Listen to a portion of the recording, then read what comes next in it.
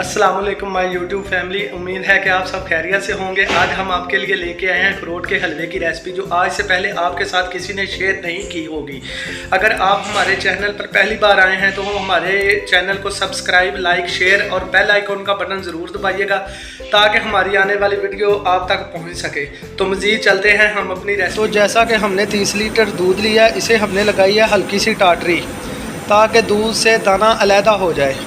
ये जैसा कि आप देख सकते हैं, इसका दाना बिल्कुल अलहदा हो चुका है। अब हम मज़ीद इसे 15 से 20 मिनट यहाँ पे पकने देंगे ताकि इसका दाना जो है मेल्ट ना हो। जैसा कि यहाँ पे हमारा दाना बिल्कुल तैयार हो चुका, अब हम इसमें से पानी है जो अलहदा कर लेंगे, स्ट्रेन कर लेंगे अच्छे से पानी को। यहाँ पे दाना हमारा स्ट्रेन हो चुका। अब हमने इसमें 3 किलो ये चीनी ऐड कर दी है और इसे अब अच्छे से पकाएंगे। और साथ ही इसमें 1 किलो ये हमने ग्लूकोज़ ऐड कर दिया ताकि दाना अलहदा ना हो।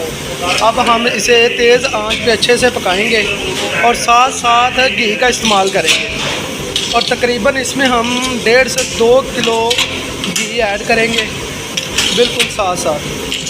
तो यहाँ पे हलवा हमारा ड्राई हो चुका। अब हम इसमें साथ साथ ऑयल ऐड करेंगे और तकरीबन इसमें 1.5 से 2 किलो ऑयल का हम इस्तेमाल करेंगे। माशाल्लाह आप हलवे की रंगत देख रहे हैं, आहिस्ता आहिस्ता हलवा अपनी असल शेप में आ रहा है। जैसा कि आप देख सकते हैं, हलवा हमारा तैयार हो चुका। अब हम इसमें 1 किलो अखरोट शामिल करेंगे